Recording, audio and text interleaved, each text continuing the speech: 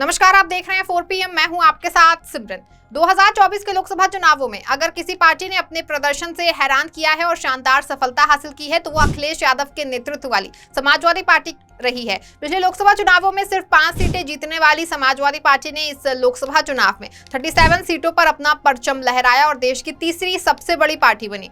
भाजपा को 240 सीटों पर ही रोकने में और पूर्ण बहुमत से दूर रखने में समाजवादी पार्टी का सबसे बड़ा योगदान रहा, क्योंकि उत्तर प्रदेश वो राज्य है जहां भाजपा को अपनी अधिकतम सीटें आने की उम्मीद थी। बीजेपी ने यूपी में 70 सीटें जीतने का अपना लक्ष्य रखा था और पिछले लोकसभा चुनाव में पार्टी ने 62 सीटों पर जीत भी हासिल की थी। ऐसे में भाजपा को उम्मीद थी कि राम मंदिर निर्माण का लाभ उसे मिलेगा और पार्टी प्रदेश में आसानी से 70 सीटों के आंकड़े तक पहुंच जाएगी। लेकिन जब नतीजे सामने आए तो हालात पूरी तरह से अलग दिखे और भाजपा को जिसकी उम्मीद भी नहीं थी वो हो गया। मोदी और योगी के जबरदस्त चुनाव प्रचार के बावजूद भाजपा सिर्फ 33 सीटों पर सिमट के रह गए, जबकि समाजवादी पार्टी ने रिकॉर्ड तोड़ के 37 सीटों पर जीत हासिल की। सपा के साथ मिलकर लड़ी कांग्रेस ने भी 6 सीटों पर जीत हासिल की। इस लोकसभा चुनाव से पहले अखिलेश यादव के नेतृत्व पर भी सवाल उठ रहे थे, क्योंकि पिछले कुछ चुनावों में सपा का प्रदर्शन उम्मीद के मुताबिक नहीं रहा था। लेकिन इस लोकसभा चुनाव में सपा की ऐतिहासिक जीत के बाद अखिलेश यादव ने अपने आलोचकों को करारा जवाब दिया।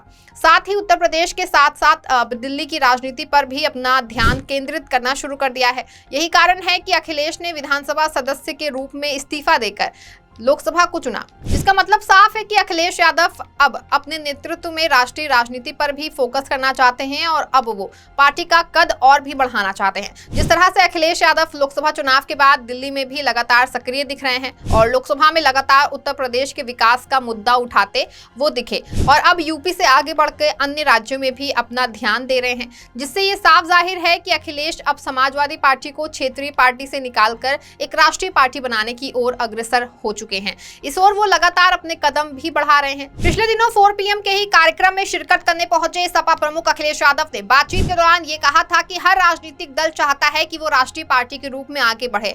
हम सबका भी अगला लक्ष्य अब यही है कि समाजवादी पार्टी को आने वाले दिनों में राष्ट्रीय दल के रूप में खड़ा करें। हम सभी अब सपा को राष्ट्रीय पार्टी बनाने की दिशा में आगे काम करेंगे और उसी दिशा में आगे बढ़ रहे हैं।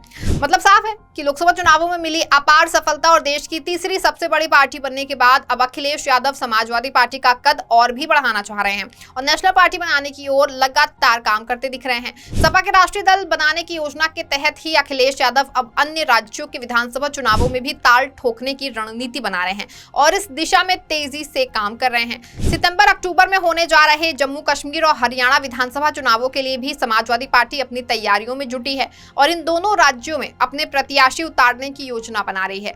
हरियाणा विधानसभा के लिए यहाँ समाजवादी पार्टी की ओर से कांग्रेस के साथ गठबंधन करने पर विचार किया जा रहा है, तो वहीं जम्मू कश्मीर में भी पार्टी चुनावी मैदान में उतरने की योजना बना रही है। जाहिर है कि उत्तर प्रदेश में कांग्रेस के साथ मिलकर चुनाव लड़ने का सपा को काफी फायदा मिला और राहुल अखिलेश की जोड़ी लोगों को प्रभावित करने में पूरी तरह से सफल रही, जिसका नतीजा ये रहा कि इंडिया गठबंधन भाजपा व एनडीए पर भारी पड़ा। ऐसे में उत्तर प्रदेश में सफल प्रयोग के बाद अब संभव है कि अखिलेश हरियाणा में भी कांग्रेस से सीटों की मांग करे। हालांकि देखने वाली बात यह होगी कांग्रेस का इस बारे में क्या रुख होता है। सपा हरियाणा के विधानसभा चुनाव में कुछ सीटों पर दावेदारी कर रही है और वो चाहती है कि कांग्रेस इसके लिए इन सीटों को छोड़ दे। हालांकि कांग्रेस की ओर से अभी तक इस मसले पर कोई स्पष्टीकरण सामने नहीं आया है, लेकिन कहीं ना कहीं हरियाणा में सपा के विधानसभा चुनाव में कुछ सीटें मांगने के तार उत्तर प्रदेश के उपचुनाव से जुड़े हुए हैं। जल्द ही उत्तर प्रदेश में 10 विधानसभा सीटों के लिए उपचुनाव होना है और यहां कांग्रेस गठबंधन के तहत सपा से कुछ सीटें मांगने की उम्मीद लगाई बैठी हुई है। ऐसे में ये तो जाहिर है कि हरियाणा में कांग्रेस अगर सपा के लिए नरम रुख दिखाएगी तभी सपा भी उत्तर प्रदेश में कांग्रेस के लिए बड़ा दिल दिखाएगी। हरियाणा में समाजवादी पार्टी 3 से 5 सीटों की मांग कर रही है। प्रदेश के अहिरवाल इलाके में यादव मतदाताओं की अच्छी संख्या है। अहिरवार में गुरुग्राम, बादशाहपुर, सोहना, महेंद्रगढ़, रेवाड़ी, पटौती, नारलौल, नागल चौधरी, बावल कोसली और अटेली विधानसभा सीटें आती हैं। इसके अलावा नूह जिले में पड़ने वाली 3 विधानसभा सीटें नूह, फिरोजपुर, झिरका और पुन्हाना में मुस्लिम मतदाता निर्णायक भूमिका में हैं। यादव व मुस्लिम मतदाताओं को मूल रूप से सपा का समर्थक माना जाता है, इसीलिए इस समीकरण को देखते हुए सपा कुछ सीटों पर अपनी दावेदारी जता रही है। हालांकि कांग्रेस की ओर से अभी तक इसको लेकर अपना रुख साफ नहीं किया गया है। राज्य में कांग्रेस के सबसे बड़े चेहरे और पूर्व मुख्यमंत्री भूपेंद्र सिंह हुड्डा का तो कहना है कि राष्ट्रीय स्तर पर कांग्रेस का उनका सपा से गठबंधन है, लेकिन हरियाणा में गठबंधन को लेकर किसी भी राजनीतिक दल से कोई बातचीत नहीं हुई है। यानी कहीं ना कहीं भूपेंद्र हुड्डा का ये बयान सपा के अरमानों को एक झटका दे सकता है। पिता की तरह कांग्रेस सांसद दीपेंद्र हुड्डा ने भी कहा था कि राष्ट्रीय स्तर पर तो हमारा सपा के साथ गठबंधन है, लेकिन राज्य के स्तर पर अखिलेश यादव की अगुवाई वाले इस दल के साथ कोई गठबंधन नहीं है। प्रदेश के दो बड़े नेताओं के बयानों से तो यही लगता है कि कांग्रेस सपा के साथ गठबंधन करने की इच्छुक नहीं दिख रही है, लेकिन ऐसा करने से पहले कांग्रेस को उत्तर प्रदेश में होने वाले उपचुनावों को भी ध्यान में रखना चाहिए। दरअसल लोकसभा चुनावों में हरियाणा में कांग्रेस ने शानदार प्रदर्शन किया था और राज्य की 10 में से 5 लोकसभा सीटों पर जीत हासिल की थी, जबकि पिछले चुनाव में सभी 10 सीटों पर भगवा परचम लहराया था। ऐसे में अब लोकसभा चुनाव के नतीजों से उत्साहित कांग्रेस के शीर्ष नेतृत्व को ऐसी उम्मीद है कि वो राज्य की सत्ता में 10 साल से बैठी भाजपा को हटा सकती है और लोकसभा की तरह विधानसभा में भी शानदार जीत हासिल करेगी।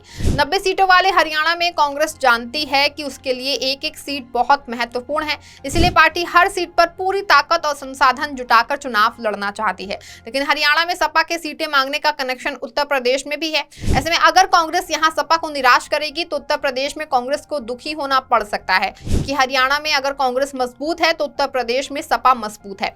यूपी में जिन 10 सीटों पर उपचुनाव होना है उनमें फूलपुर, खैर, गाजियाबाद, मझवा, मीरापुर, मिल्कीपुर, करहल, कटेहरी, कुंदरकी और सीसामऊ सीट भी शामिल है। जिस तरह सपा हरियाणा के विधानसभा चुनाव में कुछ सीटें मांग रही है, उसी तरह कांग्रेस भी उत्तर प्रदेश में 10 में से कम 4 से 5 सीटों पर मजबूती से दावेदारी कर रही है। इसको लेकर वो सपा से ज्यादा एक्टिव है और इन सभी विधानसभा सीटों पर सपा से पहले ही प्रभारी भी घोषित कर चुकी है। लेकिन अगर कांग्रेस हरियाणा में सपा को कुछ सीटें नहीं देती है तो उत्तर प्रदेश में सपा अपना रुख सख्त कर सकती है। इसीलिए कांग्रेस को फैसला काफी सोच समझ के करना पड़ेगा। वही सपा का मकसद हरियाणा चुनाव में ताल ठोक कर खुद को राष्ट्रीय पार्टी बनाने की दिशा में एक कदम और आगे बढ़ाना है।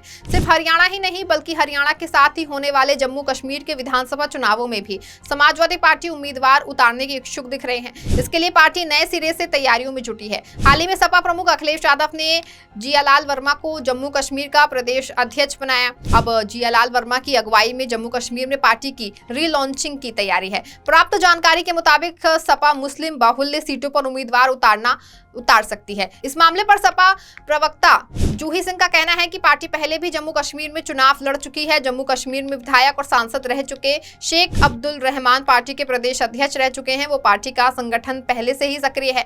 जूही सिंह ने कहा कि जम्मू कश्मीर की 7 विधानसभा सीटों पर सपा के सिंबल पर उम्मीदवार उतारे जाने की संभावना है। हालांकि इस दौरान उन्होंने साफ कहा कि अंतिम फैसला राष्ट्रीय अध्यक्ष अखिलेश यादव को ही लेना है। आपको बता दें कि सपा जम्मू कश्मीर चुनाव में पहले भी किस्मत आजमा चुकी है। पार्टी ने कठुआ सीट पर उम्मीदवार उतारा था, हालांकि तब पार्टी उम्मीदवार को हार का सामना करना पड़ा था। उस समय जम्मू कश्मीर में शेख अब्दुल रहमान सपा के प्रदेश अध्यक्ष हुआ करते थे, लेकिन पिछले 10 साल से सूबे में पार्टी निष्क्रिय है। अब नए प्रदेश अध्यक्ष जियालाल वर्मा ने पुराने सपा कार्यकर्ताओं को बुलाकर पार्टी को रिलॉन्च करने की बात कही। ऐसे में अब जम्मू कश्मीर में भी पार्टी के फिर से संगठित होने का मकसद यही है कि अखिलेश यादव सपा को राष्ट्रीय दल बनाने की ओर जो है वो तेजी से कदम बढ़ा रहे हैं और इस दिशा में तेजी से काम करने को दिख रहे हैं। गौरतलब है कि जम्मू कश्मीर चुनाव में डॉक्टर फारूक अब्दुल्ला की अगुवाई वाली नेशनल कॉन्फ्रेंस और कांग्रेस का गठबंधन है। दोनों दल 7 चुनाव लड़ रहे हैं। नेशनल कॉन्फ्रेंस 51 सीटों पर चुनाव लड़ रही है और गठबंधन में 32 सीटें कांग्रेस के हिस्से में आई हैं। सीपीआई और पैंथर्स पार्टी भी गठबंधन के तहत एक सीट पर उम्मीदवार उतारेगी। सूबे की 5 सीटों पर कांग्रेस और नेशनल कॉन्फ्रेंस दोनों ही पार्टियां उम्मीदवार उतारेंगी। फ्रेंडली फाइट के फॉर्मूले के साथ चुनाव मैदान में जाने को तैयार इस गठबंधन में सपा को सीट मिलने की उम्मीद ना के बराबर ही है और यही वजह बताई जा रही है कि पार्टी 7 सीटों पर उम्मीदवार उतारने की तैयारी में है। फिलहाल अब हरियाणा और जम्मू कश्मीर में सपा गठबंधन में होगी या अकेले ही चुनाव लड़ेगी, ये तो आने वाला वक्त बताएगा। लेकिन जिस तरह से समाजवादी पार्टी अब उत्तर प्रदेश से आगे बढ़ के अन्य राज्यों पर भी ध्यान दे रही है और विधानसभा चुनावों में दावेदारी की बात कर रही है, उससे ये तो तय है कि अखिलेश यादव ने समाजवादी पार्टी को राष्ट्रीय दल बनाने की ठान ली है और इस दिशा में वो तेजी से अपने कदम बढ़ा रहे हैं। जाहिर है कि अखिलेश के केंद्रीय राजनीति में सक्रिय होने से भाजपा और मोदी की मुश्किलें और भी बढ़ना तय हैं, क्योंकि अखिलेश की आक्रामक रणनीति और युवाओं के बीच उनकी लोकप्रियता निश्चिंत ही बीजेपी के लिए आने वाले वक्त में मुश्किलें खड़ी कर सकती है। इस खबर में फिलहाल बस इतना ही। इसी तमाम राजनीतिक खबरों के लिए बने रहें और जुड़े रहें 4PM के साथ। धन्यवाद।